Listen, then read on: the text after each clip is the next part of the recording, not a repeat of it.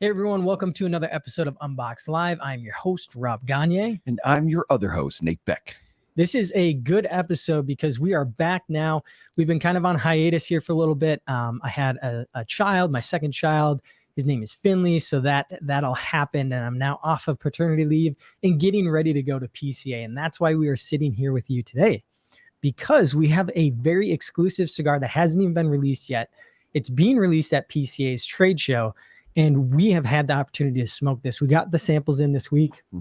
Right away, I cut and lit the cigar, and I usually don't do a cold draw always right away. And I did don't on this usually one, either. And it was amazing. And we're going to get into that because there's some uniqueness here that surprisingly enough, I didn't even know it. I actually smoked a cigar that they made that is very similar to this. We'll get into all that. Yeah. But really what we're talking about is a cigar from Casa Cuevas.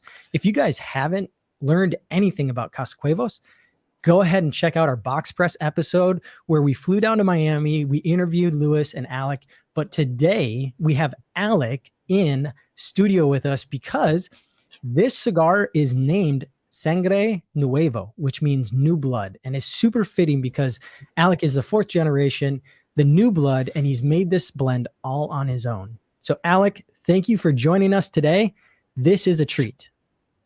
Thank you guys for having me. And I never mentioned it actually beforehand at all, but congratulations. That's awesome. You're having a second. That's amazing. It's a lot of fun, man. It's a ton of fun.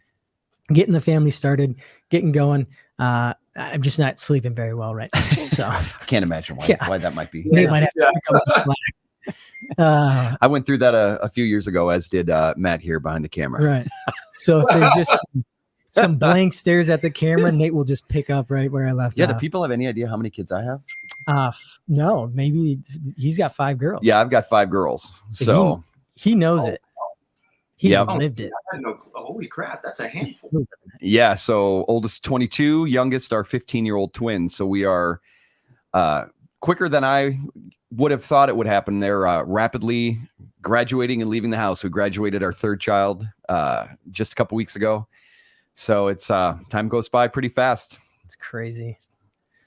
Well, Alec, this blend, obviously new blood for you. This blend was something that you did all on your own. Your dad didn't have any part of it. Obviously, your grandfather is running the factory, so he's helping you with the blends, but you're dictating what goes in it, right? Yes, sir.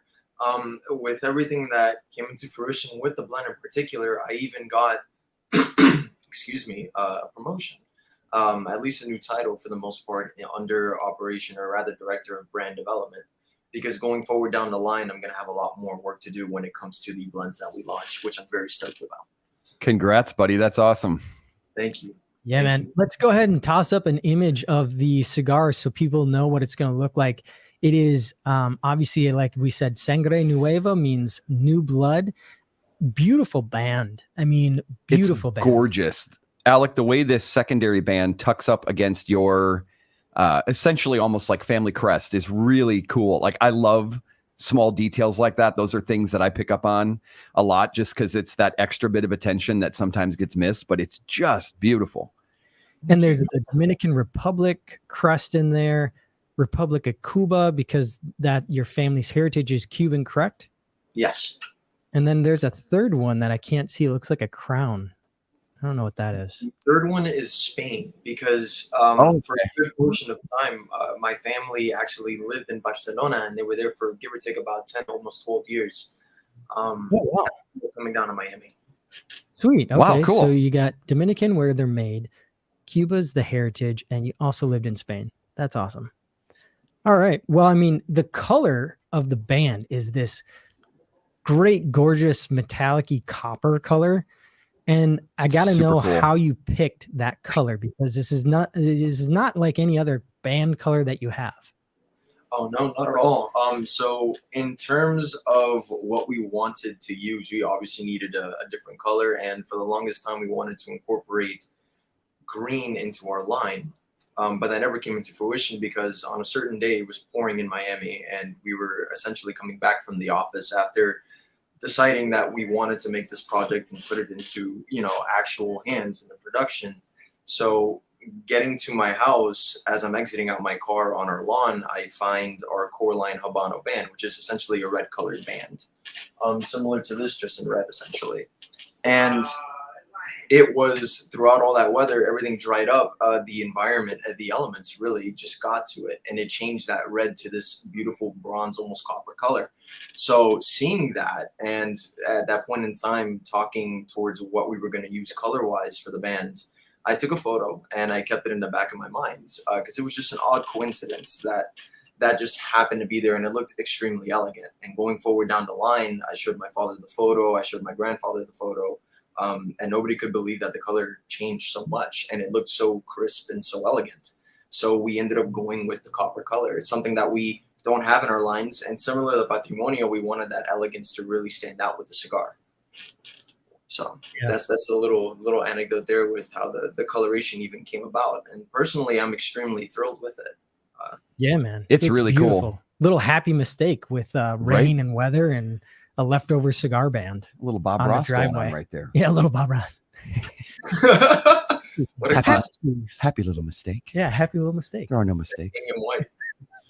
Well, more importantly, when I first got this cigar and I cold drawed, the presence of Latakia tobacco, for those of you who smoked pipe tobacco or golden Cavendish, Latakia is in that. And it's the Latakia comes from, there was a surplus of actually tobacco, and they ended up taking the tobacco, hanging it inside their homes where they cook over wood stoves, and the smoke ended up kind of imparting itself on the tobacco as it cured. And that was just because of a surplus of tobacco, but they actually really liked the flavor of it. It's a very unique flavor. It's got a great, nice smoky tone. Obviously, if you use too much of it, it can be overbearing. Yeah, it's intense. Yeah. But this isn't. This is like, you will not pick up this Latakia flavor if you light the cigar right away. You won't. But if you cold draw, you'll be able to taste it. And then after that, it's just beautiful. It's perfect. It's super pleasant. Yeah. I'm so glad that you actually let me know ahead of time to cold draw this cigar, because I probably would have missed it, because I try to remember, like, if I'm actually intently tasting a cigar, if I really want to pay attention and focus, I'll, smell the foot, cold draw, all of that. But more often than not, when I'm smoking cigars in the office, I just light it up and I let her go. Yeah, man. And it's just really enjoyable. Whenever I get a new cigar, I try to do that. And this was obviously a new cigar, so I was trying to challenge my palate. What do I taste? What do I taste? Going through that whole thing of training my palate. But yeah, it's really, really good. And Alec, surprisingly, and I did not know this, but I smoked Sam Lucia's Black Label that he had given me several months ago when I went there to Pittsburgh. And I did the same thing. I go, holy crap, this thing kind of tastes like Latakia. Message Sam, and he goes, yeah, this was the first cigar ever to use fire-cured tobacco. And he only used 1/4 of a leaf, and you guys made that cigar for him.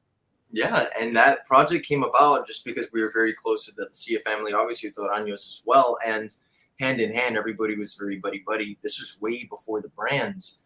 We were just manufacturing tobacco. Sam wanted something new and something completely different. Funny little story, he wanted to use Italian tobacco at that portion of time. He just, like I said, wanted something unique, something that you couldn't necessarily find in this industry. So we went to a lot of individuals that had certain bales of tobacco, and one of which in particular had quote unquote Italian tobacco. Sam fell in love with the stuff, but if you were to put it up to your nose, it smelled like a barbecue pulled pork sandwich. I mean, if I'm being honest. And sure enough, after usage and creating the blend and smoking it, we got word of that the actual packaging itself, the bale, was situated and created in Italy, but the tobacco wasn't from Italy. It was Kentucky fire cured. And that's how that whole thing came about. It was super intricate, a happy little mistake, so to speak. And in regards towards Sangre Nueva, you'll find a sliver, like you said, in terms of the cold draw. But in terms of percentages, there's almost none of that to be found in there, which I find super intricate. Between two particular blends during this project, one of which was jam-packed, a fourth of it was Kentucky fire cured, and it, to me, it didn't feel too much like a cigar. It was overwhelming, like we just finished mentioning. So we went with number 10, the slightest, tiniest sliver, so much so that the minute you light it and it opens up on you, you're not going to taste it anymore. That's what we wanted. Just a little tinge, a little pizzazz, similar to Patrimonio and the Peruvian filler that we used. Nice. Yeah, I love it. Dude, I absolutely love that. And you guys used a ton of broadleaf in this? Like Yes, way sir. more than you've ever used before. Yes, I really wanted to increase the dosage of Pennsylvania broadleaf in particular. So currently inside the filler itself in Sangre Nueva, you could find yourself some Dominican, some Nicaraguan, and then there's that Pennsylvania broadleaf. Normally what we tend to do is we like to add 4 different countries worth of filler inside, but instead of using Colombian tobacco, which we're a huge fan of with that additive sweetness, we wanted something that stood on the other side of things. Smoky, peppery in a way, still very flavorful, and still leaves a clean break on the palate. So with that, strength is also a problem. How do you get the strength to kind of, if anything else, complement the cigar? And thus Pennsylvania broadleaf was the option that came to mind. Yeah, it's phenomenal. Well blended, like Really there's well blended. It's not super peppery, which I don't like. It's very like smooth. The retrohale is amazing on this cigar. Thank you. Great cigar. Overall, well done. I mean, how nervous were you to be releasing your own cigar blend? I mean, that in and of itself is kind of like, oh gosh, I better not screw this up. You want the truth, guys? I'm still nervous. I'm still genuinely nervous, and I kind of understand and have, if anything else, more respect for the other brand owners in this industry that go out of their way to create certain products that are, if anything else, amazing. I always look back towards the La Flor Dominicana story with the Andalusian Bull and La Volcana, where they thought La Volcana would outclass the Andalusian Bull, so because of which they didn't make enough of the Andalusian Bull in particular. Whereas the owner was probably nervous as hell, overproduced on La Volcana, and turns out, as you guys know, Andalusian Bull got Cigar of the Year, which is why backorder was such a problem. Similar kind of concept and respect for that, because on my end of things, in terms of creating something distinctly from scratch, you're essentially catering to the entire demographic of smokers found not only in the States, but also internationally, because we're very fortunate to be international as well. And with that, it's one thing to give this cigar to honest, unbiased smokers with, let's say it's a party of 15, whereas you're, mass distributing it to a bunch of different states, a bunch of different shops. It's very different. Everybody has a different palate. So the nervousness has never left. Not one bit. I'm still very nervous. Excited though. So I think the proper word is I'm anxious. I'm anxious to see the what people think. That's my biggest thing. Dude, if it's any consolation, this is a bomb cigar. I mean, Right. It is amazing. They're gonna love it. Yeah, Matt, can you throw up that cigar show, Tim? I think it's a great comment. Alec's palate is incredible and his understanding is amazing for his age. One of a kind. Thank you, Yeah. Tim. Completely agree. So good. I love Tim to death. I mean, Tim and I have smoked a hell of a lot of cigars together, and he's the first to pick my brain on certain things because just being a young smoker, it begs the question, what haven't I smoked, or what have I smoked that has really stood out there for me? He's given me some damn good cigars on top of that to boot, some stuff that I have never tried before. You can't find down here in the southern states. So kudos to you, Tim. Thank you so much for being a supporter. It's amazing. That's awesome. Well, I mean, this, do you have any other questions here? Because I've been taking over a lot of the talking points here. And this is Alec Cameroon rapper. Am I remembering that correctly? Cameroon rapper. First time ever using Cameroon. Big fans of Cameroon, right? Rob, you like Cameroon, don't you? I love Cameroon. I know you're a Habano fanatic, but I love Cameroon. I think it adds, we were talking about this before coming on live. I'm a big fan of floral and acidity in a cigar. kind of those umami flavors, some of those things that just add nuance in the background that you can't quite put your finger on. Because you mentioned pulled pork sandwich when you smell that tobacco. And if you open up a jar of just straight Latakia, it is meaty smelling, like almost soy sauce. That's that umami flavor if people are, or that umami characteristic. But when you do it really subtly and the blend is balanced, that acid, that umami, that floral just add nuance to everything else. So like the sweetness is better. It mutes the pepper a little bit. So it kind of just sings in the background. Those are things that I really like in food, where you really have that great balance, as opposed to getting just knocked in the face with a particular flavor, like if it's overly sweet or it's overly peppery. So just knocked it out of the park with this one. Thank you. I personally, I'm with you completely, Nate. The underlying tones to me is the essential, like the finishing touch to the product. It's quite literally the cherry on top of the beautiful marble cake that was just created. Yeah. It's very subtle, and it could be the smallest minute thing, and yet it makes all the difference in the world when it comes to presentation and just the notes you're going to pick up. So with that in mind, we all have, in terms of us three, my father, my grandfather, we all have very different palates. My grandfather, which I've mentioned before on a few occasions, loves very mild but extremely well-balanced cigars. And with that, I've had the pleasure of growing up in the factory and getting to learn my grandfather's palate as well as my father's, who likes very consistent, flavorful cigars. So you got a mix of essentially two very distinct palates, one of which, where my grandfather, for example, didn't like Patrimonia.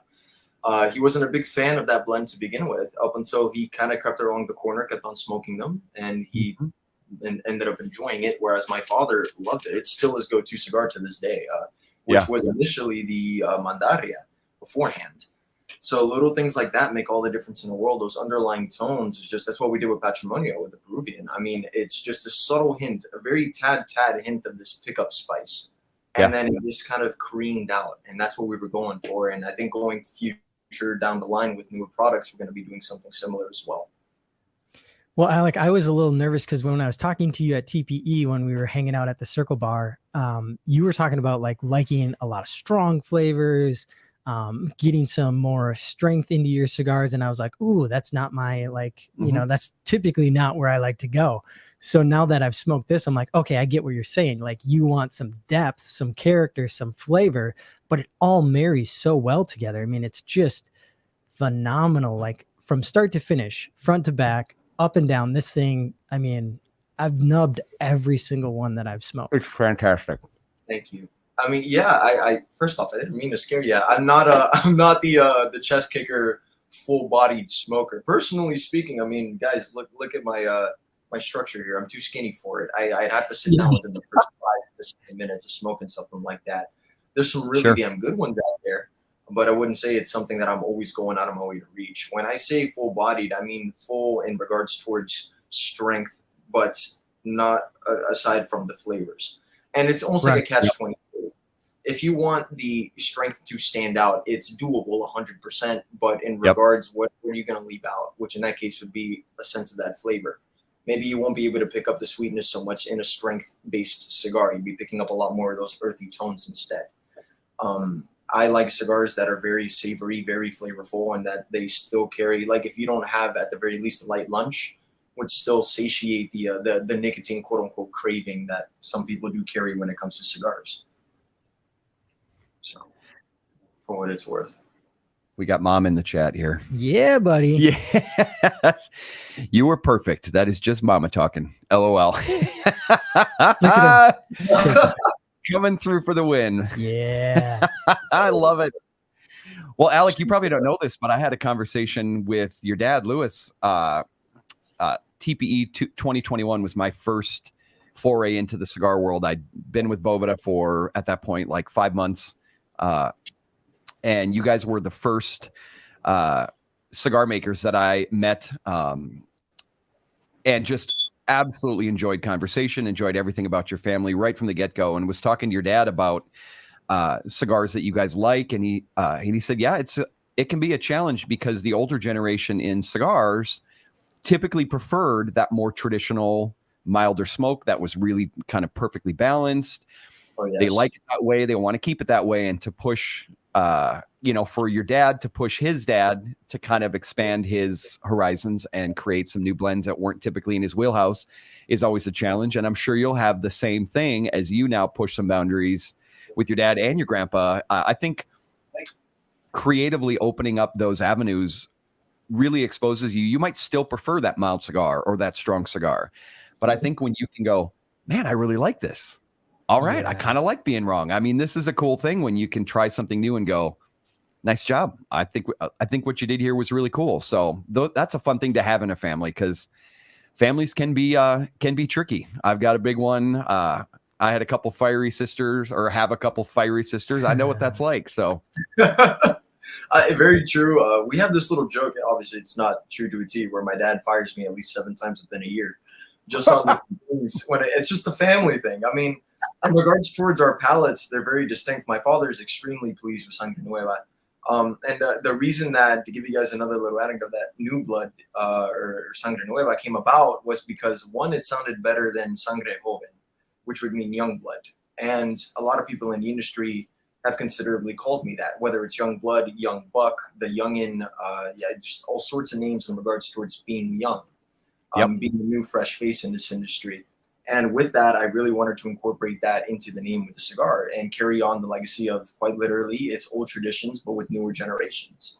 That's what that was the motto or rather the slogan that I really wanted Sangre Nueva to carry. And that's how that name came about.